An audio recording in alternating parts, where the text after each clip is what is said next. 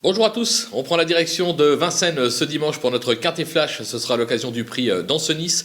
On va évoluer sur 2850 mètres, ce sera bien évidemment la grande piste, 16 partants et sans plus attendre nos bases.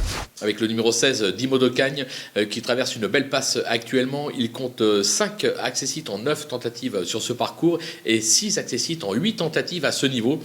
Idéalement engagé à 600 € de l'élimination, ça va être le cheval à battre de la course. Le numéro 5, Vladal Ronco, on le connaît bien, sa forme est sûre, il n'a plus à faire ses preuves sur ce parcours et à ce niveau.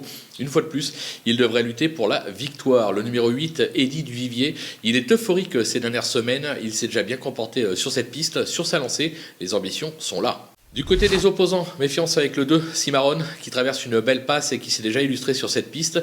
Maintenant, moi je le préfère quelque peu sur plus court. Toutefois, sur sa lancée, difficile de ne pas y croire. Le numéro 6, Eagle Millois, qui vient de rassurer son entourage à ce niveau sur la petite piste. Alors ça se complique un tout petit peu sur la grande, mais les Béloches sont vraiment en grande forme. Il faut compter avec lui. Le numéro 9, Duc de Cristal, qui s'est bien comporté sans plus dernièrement à ce niveau sur la petite piste.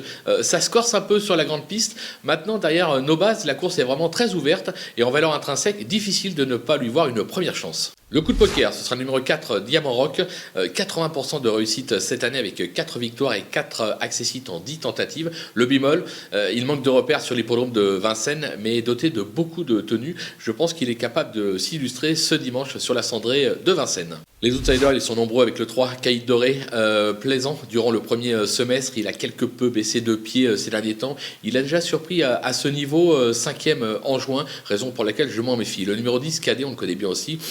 Il est capable du meilleur comme du pire. Il n'a pas été des plus rassurants ces derniers temps, mais je vous le dis, s'il est décidé, s'il est bien luné, il est capable de refaire parler de lui. Le numéro 13, Espoir Delphini, qui n'est pas dénoué de moyens à l'attelé, mais je le préfère nettement sous la selle. Il y a des clients au départ, mais je me dis qu'à l'issue d'un parcours limpide, une 5e place, pourquoi pas. Le 11, Enzo River, il se montre plutôt régulier, mais à un niveau moindre, surtout à Vincennes.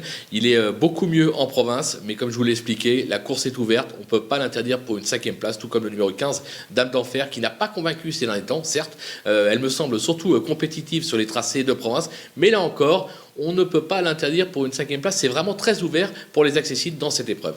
Les délaissés, il faut prendre des risques. L'As, Design Génilou, qui compte quelques bonnes sorties en province, mais qui s'attaque ici à forte partie pour ses débuts à Vincennes. Je pense que la tâche est trop compliquée. Le numéro 7, Stuart de Bellande, voilà pratiquement 2 ans qu'il n'a plus rien montré. Il reste sur plusieurs échecs, notamment à Cannes-sur-Mer. Je n'y crois pas. Le numéro 12, Say That Again, qui ne m'a pas convaincu ces derniers temps. Vincennes ne passe pas pour être sa piste de préférence.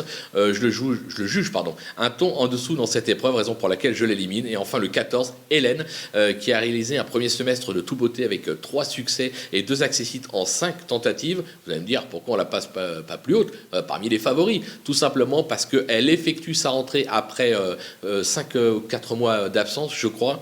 Son entourage dit qu'elle n'est pas prête et surtout, elle a un superbe engagement le 13 octobre prochain sur l'hippodrome d'Anguin. Je crois que c'est dans le prix des Gobelins de mémoire, donc il faudra la suivre à ce moment-là. Voilà, on a fait le tour de cette épreuve très ouverte derrière des bases très solides. On va se quitter avec ma sélection et mes conseils de jeu. À vous de jouer.